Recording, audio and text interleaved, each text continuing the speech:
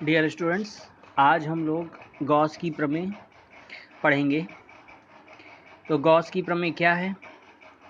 तो पहले ये समझ लीजिए इसका स्टेटमेंट क्या है। इसका स्टेटमेंट है किसी बंद पृष्ठ से गुजरने वाला विद्युत फ्लक्स फाई उस पृष्ठ द्वारा परिबद्ध कुल नेट आवेश Q का 1/ε0 गुना होता है। तो इसका मतलब क्या है? तो इसका मतलब ये है कि यदि कोई प्लस Q आवेश है, प्लस Q या कोई भी आवेश हो, सपोज प्लस Q, ठीक है। अगर सपोज यहाँ पे कोई एक प्लस Q आवेश है, हमने क्या किया, हमने इसको एक किसी पृष्ठ से बंद कर दिया। ये पृष्ठ कोई भी पृष्ठ हो सकता है और इस पृष्ठ को हम गॉसियन पृष्ठ कहते हैं। ये काल्पनिक पृष्ठ है, ठीक है। इसको हम गॉसियन पृष्ठ कहते हैं। एक तरीके समझ लीजिए, ये एक पैकिंग है। जैसे कि हम कोई भी सामान लाते हैं बाज़ार से तो वो पैक्ड होता है, ठीक है, वो चारों तरफ से घिरा होता है, ठीक। तो ऐसे ही जैसे सपोज घड़ी है, तो घड़ी को आपने देखा होगा, वो क्या होती है, वो पैक्ड होती है, ठीक है। तो ऐसे ही क्या है, ऐसे ही इसमें जो आवेश है उसको हमने क्या किया हुआ, उसको हमने पैक कर दिया। उसको हमने क्या किया, हमने उसको एक पृष्ठ से पैक कर दिया, ठीक है, या उसको इनक्लोज कर दिया, ठीक। तो हमने क्या किया, ये हमने स्फीयर ले लिया, गोला ले लिया, उस गोले से हमने इसको इनक्लोज कर दिया या परिबद्ध कर दिया, ठीक। तो देखिए प्लस Q चार्ज है, तो इससे विद्युत बल रेखाएं निकल रही हैं, ठीक। और विद्युत बल रेखाओं की संख्या को ही क्या कहते हैं, विद्युत फ्लक्स कहते हैं। यानी कि ये जो गोला है, इस गोले से कुछ फ्लक्स बाहर आ रहा होगा, ठीक है। तो ये फ्लक्स कितना बाहर आएगा, ये गॉस ने इसी के लिए नियम दिया था कि किसी बंद पृष्ठ से गुजरने वाला विद्युत फ्लक्स फाई ई उस पृष्ठ द्वारा परिबद्ध कुल नेट आवेश Q का 1/ε0 गुना होता है। अब देखो, उस बंद पृष्ठ के अंदर कुल कितना आवेश है, आपको अभी यहाँ कितना आवेश दिख रहा है, प्लस Q दिख रहा है। तो जो ये क्या है, ये आपकी गॉसियन सरफेस है। देखो ये लिखा है ना, काल्पनिक पृष्ठ है, जैसे गॉसियन पृष्ठ। तो ये क्या है, ये बेसिकली ये जो सर्किल है या स्फीयर है, ये स्फीयर क्या है, ये गॉसियन पृष्ठ है। ये क्या है, गॉसियन पृष्ठ, ठीक है। ये क्या है, गॉसियन पृष्ठ, ठीक है। तो इस गॉसियन पृष्ठ से जो फ्लक्स बाहर आ रहा है, ये देखिए फ्लक्स बाहर आ रहा है इस गॉसियन पृष्ठ से, ठीक है। तो ये फ्लक्स कितना बाहर आएगा, इसका माप जो है ये उसने बताया था, गॉस ने बताया था। तो फाई ई इक्वल टू, ये फाई है, फाई को फ्लक्स Q/ε0, जितना भी चार्ज इनक्लोज्ड होगा उसका 1/ε0 गुना होता है, ठीक है। तो ये आपका स्टेटमेंट है। और जो काल्पनिक पृष्ठ लिया गया है, काल्पनिक पृष्ठ मतलब कोई पृष्ठ हो सकता है, किसी भी आकार का हो सकता है। उसके लिए थोड़ी कैलकुलेशन पॉइंट ऑफ व्यू से हम स्फीयर को प्रायोरिटी देते हैं और आपका जो बेलन है, सिलेंडर, उसको प्रायोरिटी देते हैं, ठीक है। कब कौन सा पृष्ठ लेना है ये भी हम आपको बताएंगे अभी, ठीक। तो ये बात समझ में आ गई। तो इसका जो स्टेटमेंट है, परंतु बंद पृष्ठ ए से विद्युत फ्लक्स। अच्छा, फ्लक्स क्या होता है, फ्लक्स मैंने आपको बताया था, जो फ्लक्स की परिभाषा मैंने आपको ये बताई थी कि कोई भी फिजिकल क्वांटिटी या किसी भी भौतिक राशि को यदि आप एरिया से एसोसिएट कर दो तो वो उसका फ्लक्स हो जाती है, ठीक है। तो फाई ई का मतलब फ्लक्स, और फिजिकल क्वांटिटी यहाँ पे कौन सी भौतिक राशि कौन सी है, इलेक्ट्रिक फील्ड ई। इसको आपको एसोसिएट किससे करना है, एरिया से, डीए। मैंने आपको एरिया वेक्टर के बारे में भी बताया था। विद्युत क्षेत्र भी आपका जो है वेक्टर है, डीए भी वेक्टर है, क्योंकि ये एरिया वेक्टर है। एरिया वेक्टर की डायरेक्शन हमेशा सरफेस के परपेंडिकुलर होती है, सतह के लंबवत होती है। और इसको हम इस तरीके से प्रदर्शित करते हैं, इसमें जो इंटीग्रल है उसमें एक हम गोला बना देते हैं। गोले का मतलब है पृष्ठ, ठीक है, संपूर्ण पृष्ठ हो गया, ठीक है। ये जो गोला जो हम बना रहे हैं इसमें, इसका मतलब ये संपूर्ण पृष्ठ हो गया, ठीक है। और ये जो फ्लक्स है, यही फ्लक्स आप थोड़ी देर पहले पढ़ चुके हो, वो किसके बराबर होता है, Q/ε0। क्यू क्या है, total charge enclosed by the surface, मतलब कि पूरे पृष्ठ में कितना चार्ज है या परिबद्ध कितना आवेश है। सपोज मान लो एक Q1 plus Q1 plus Q2 minus Q3 ये चार्ज हों, ठीक। अब ये आपका, ये हमने पृष्ठ ले लिया, हमने एक पृष्ठ, ये गोला ये ले लिया। तो अब इसमें जो फ्लक्स जो निकल रहा है उसकी परिभाषा क्या होगी, इसका सूत्र क्या होगा, फाई बराबर Q1 plus Q2 minus Q3 upon epsilon not, ठीक है। मतलब जो नेट चार्ज है, नेट चार्ज कितना, Q1 plus Q2 minus Q3, इसका हो जाएगा 1 अपॉन एप्सिलॉन नॉट गुना, ठीक। इसका क्या हो जाएगा, 1 अपॉन एप्सिलॉन नॉट गुना, ठीक है। तो यही गॉस का नियम, बहुत आसान है, इसमें ऐसा कुछ भी नहीं है, ठीक।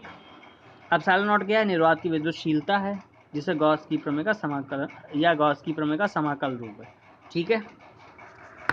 अब देखो, अब एक चीज़ इसमें और आती है कि मैंने शायद आपको बता चुके हैं कि यदि जो है आपका जो भी पृष्ठ है, अगर ये देखिए जैसे ये पृष्ठ लिया गया है ये वाला, तो इस पृष्ठ में यदि जो अगर इलेक्ट्रिक फील्ड है उसकी डायरेक्शन अगर ऐसी है, ठीक है, इलेक्ट्रिक फील्ड आपकी तो इस तरीके है, मान लो, एक मिनट, मान लो आपने कोई पृष्ठ लिया, ठीक।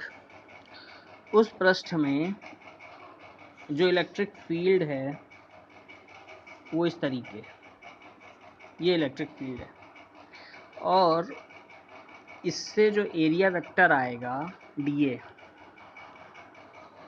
एरिया वेक्टर जो होगा वो हमेशा कैसा होगा, परपेंडिकुलर होगा, हमेशा कैसा होगा, परपेंडिकुलर होगा।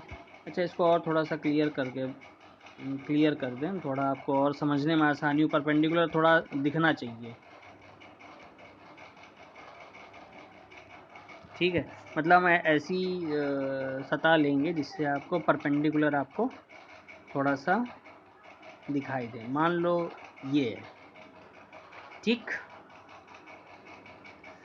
अब आपको क्या करना है, इसमें जो डीए वेक्टर होगा ये इस सतह के परपेंडिकुलर होगा,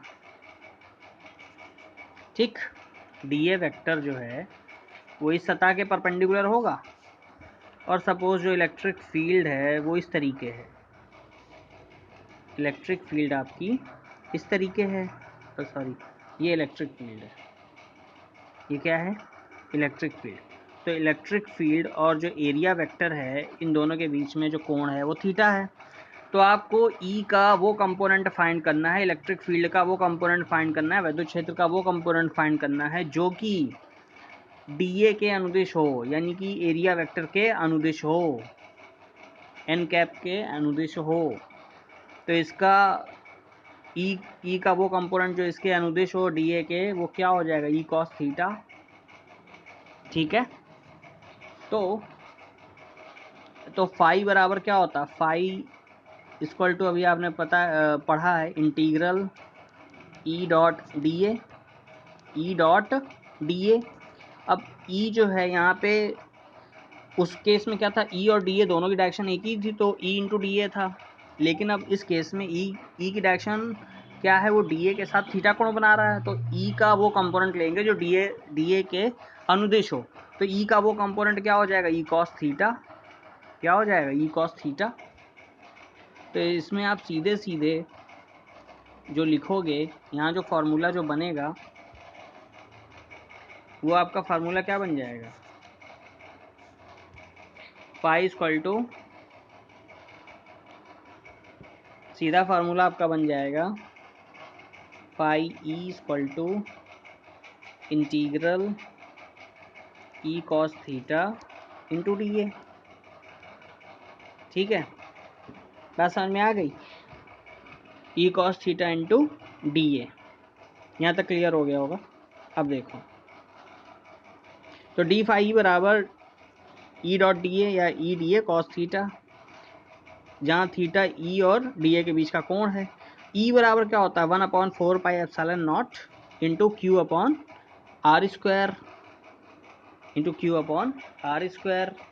ऐसे भी समझ सकते हो जैसे कि ये प्लस क्यू चार्ज है और ये गॉसियन पृष्ठ है, इससे ये आर दूरी पर हम क्या कर रहे हैं, आर दूरी पर पी बिंदु पर ये फाइंड कर रहे हैं। ठीक है, ऐसे ही इसमें ये किया गया है, यहाँ प्लस क्यू चार्ज यहाँ पे रखा हुआ है, तो यहाँ से आर दूरी पर ये पी बिंदु है, पी बिंदु इधर क्या है, इधर ये इलेक्ट्रिक फील्ड की डायरेक्शन है ऐसे, और जो एरिया वेक्टर है वो इसके परपेंडिकुलर होगा।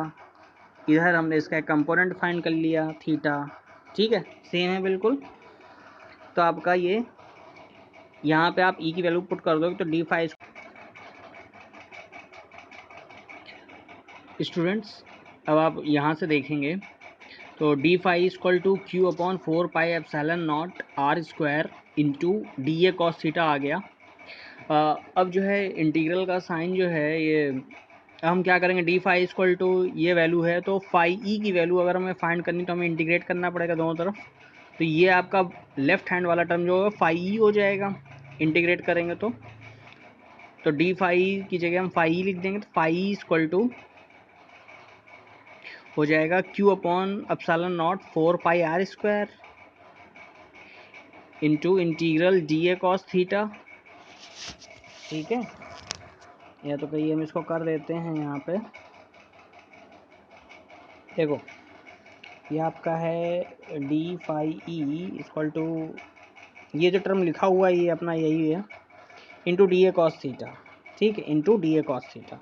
अब क्या करोगे, अब यहाँ और यहाँ दोनों तरफ इंटीग्रेशन करोगे इसको और इसको, तो ये आपका हो जाएगा फाई ई और ये क्या हो जाएगा Q upon epsilon naught 4πr square into integral D A cos theta. ठीक, ये टर्म देख लेंगे। ठीक, अब देखो, अब यदि थीटा बराबर 0 डिग्री हो, थीटा बराबर 0 डिग्री हो तो कॉस थीटा 1 हो जाएगा। ठीक है, तो इंटीग्रल डी ए क्या हो जाएगा 4πr स्क्वायर।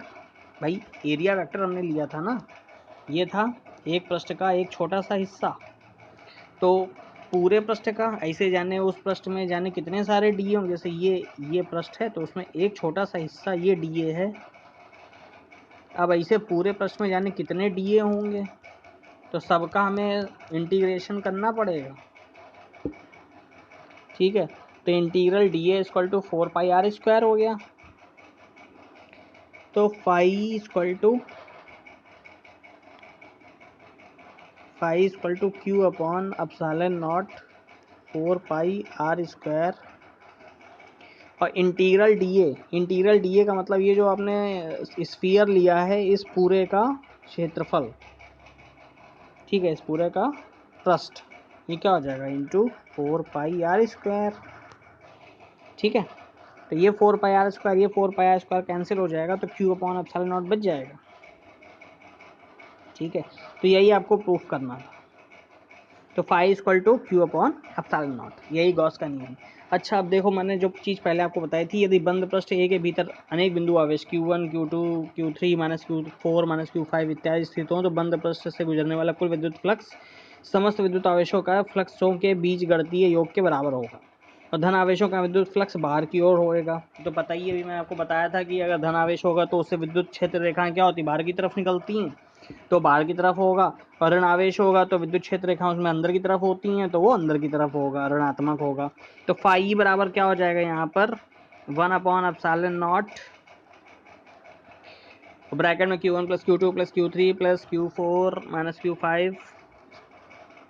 ठीक है, equal to 1 upon epsilon naught sigma Q, ये हम बता चुके हैं आपको पहले भी। ठीक, दूसरा